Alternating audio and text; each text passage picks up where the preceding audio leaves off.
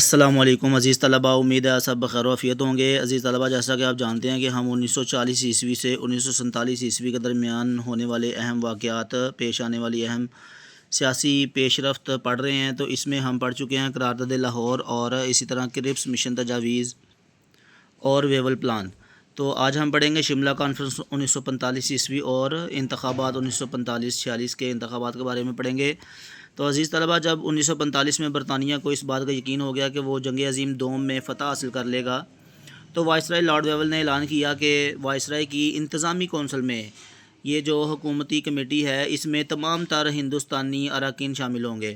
تو اس میں تمام تر سیاسی جماعتوں کو آبادی کے تناسب سے، آبادی کی ریشو کے حساب سے نمائندگی ملے گی۔ 1945 میں ان تجاویز پر غور کرنے کے لیے شملہ کے مقام پر کانفرنس کا انعقاد کیا گیا۔ یہ شملہ ہندوستان کا علاقہ ہے، ہماچل پردیش کا یہ دارالحکومت ہے شملہ۔ تو اس مقام پر کانفرنس کا انعقاد کیا گیا۔ تو یہاں سے بیٹا شارٹ کویسچن نمبر 5 کا آنسر بھی شروع ہو رہا ہے، یہ بھی نشان لگا لیں۔ انتظامی کونسل میں، یہ کونسل سے شروع میں ہم لکھیں گے انتظامی، یعنی شارٹ کویسچن کے جواب کے لیے انتظامی کونسل بھی شروع میں ایڈ کریں گے۔ کونسل میں 5 مسلم اراکین شامل کیے جائیں گے۔ یہ جو بات ہوئی نا پیچھے کہ انتظامی کونسل میں ہندوستانی اراکین شامل کیے جائیں گے، تو اس کونسل یعنی حکومتی کمیٹی کی بات ہو رہی ہے، اس میں 5 مسلم اراکین شامل کرنے کی تجویز تھی۔ کانگریس کا مطالبہ تھا کہ وہ ایک مسلم نمائندہ خود اپنی مرضی سے نامزد کرے گی۔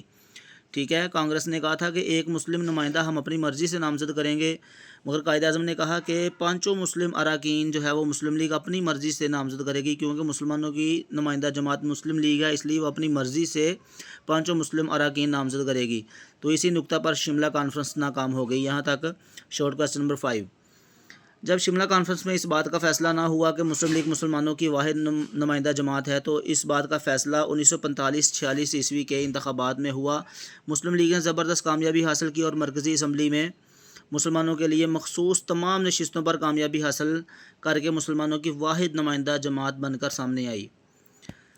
یہ ہے شملہ کانفرنس اور انتخابات۔ تو یہ اہم معلومات بھی بیٹا انڈر لائن کر لیں، یہ بھی ایم سی کیو کے لیے بات یاد کرنی ہے کہ 1864 عیسوی سے انگریزوں نے شملہ علاقے کو موسم گرما کے لیے دارالحکومت بنا دیا تھا اور گورنر جنرل شملہ میں ہی گرمیاں گزارتے تھے۔ اس کے بعد ہے کابینہ مشن پلان۔ تو 45 عیسوی میں برطانیہ میں لیبر پارٹی کی حکومت آئی، تو برطانوی حکومت نے ہندوستان میں بڑھتی ہوئی سیاسی بے چینی کے پیش نظر کابینہ مشن بھیجا۔ کابینہ مطلب وزراء کی کمیٹی جو ہوتی ہے، اس میں سے 3 اراکین پر مشتمل یہ کمیٹی یا مشن بھیجا برصغیر میں، اس کے بنیادی 2 مقاصد سے۔ یہاں سے شارٹ کویسچن نمبر 10 کا آنسر شروع ہو رہا ہے۔ تو 2 مقاصد کون سے تھے؟ پہلا یہ ہے کہ ایک ہندوستان کی دستوری حیثیت، آئینی قانونی حیثیت اور حکومت کی واضح شکل بنا دی جائے، اور دوسرا مقصد یہ تھا کہ مسلمانوں اور ہندوؤں میں نفرتوں کی خلیج کو کم کر کے ہندوستان کو متحد رکھنے کی کوشش کی جائے۔ یہ شارٹ کویسچن نمبر 10 کا آنسر اتنا ہے۔ لیکن انتخابات نے ثابت کر دیا کہ ایسا نہیں ہو سکتا۔ کابینہ مشن کے ارکان نے تمام سیاسی جماعتوں کے رہنماؤں سے ملاقات کی، مگر کسی نتیجہ پر نہ پہنچ سکے۔ ٹھیک ہے، یہ برطانیہ کی طرف سے جو ایک کابینہ یعنی وزراء پر کمیٹی بھیجی گئی 3 ارکان پر مشتمل، تو انہوں نے آ کے سیاسی جماعتوں کے رہنماؤں سے ملاقاتیں کیں، مگر کسی نتیجہ پر نہ پہنچ سکے۔ 16 مئی 1946 کو ان اراکین نے ایک منصوبے کا اعلان کیا جس کے نمایاں پہلو درج ذیل ہیں۔ تو عزیز طلباء، یہاں پہ آپ سوال لکھ لیں، کابینہ مشن پلان کے نمایاں پہلو ذکر کریں۔ تو پہلا ہے برصغیر میں یونین قائم کی جائے گی جو امور خارجہ، دفاع اور مواصلات کی ذمہ دار ہوگی۔ مرکزی امور کے علاوہ باقی تمام اختیارات صوبوں کو دیے جائیں گے۔ صوبوں کو اختیار ہوگا کہ وہ آپس میں گروپ بنا لیں اور ہر گروپ اپنا آئین مرتب کرے، دستور مرتب کرے۔ ہر 10 سال کے بعد صوبوں کو اختیار ہوگا کہ وہ کثرت رائے سے آئین میں تبدیلی کا مطالبہ کر سکیں گے۔ تو اس کے بعد ہے یوم راست اقدام۔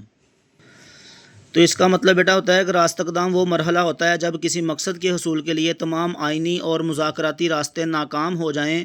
ایسی صورت میں کوئی جماعت یا گروہ احتجاج یا عوامی طاقت کے ذریعے براہ راست اپنے مطالبات عوام کی جدوجہد منوانے کے لیے اپنے مطالبات منوانے کی جدوجہد کرتا ہے کوئی گروہ، تو اس کو کہتے ہیں راست اقدام۔ تو یہاں پہ ڈیٹ انڈر لائن کریں، کب راست اقدام یوم جو ہے یہ والا کب منایا گیا۔ تو یہ شارٹ کویسچن نمبر 12 بھی ہے، یہ مکمل نشان لگا لیں 2 لائنز۔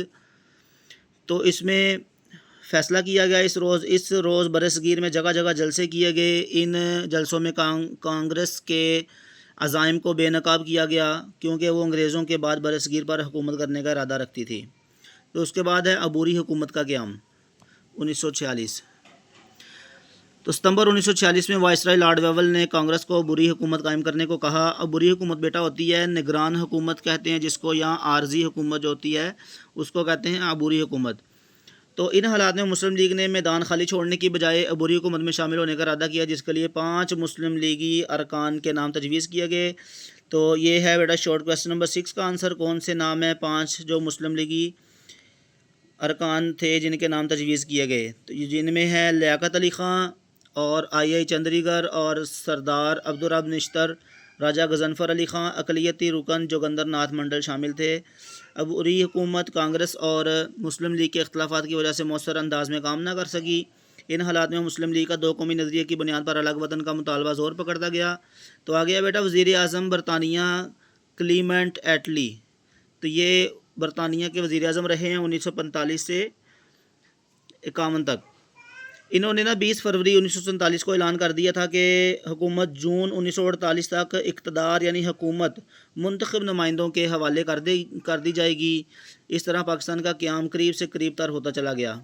3 جون 1947 کا منصوبہ بیٹا پھر نیکسٹ لیسن میں پڑھیں گے۔ تو یہاں تک آپ یہ جو 4-5 پوائنٹس پڑھے گئے ہیں اور آپ کو یہ ساتھ ساتھ وضاحت بھی کر دی گئی ہے مشکل الفاظ کی، سوالات کے نشانات بھی لگائیں اور یہ معنی بھی لکھ لیں، ان 5 پوائنٹس کو یاد کریں۔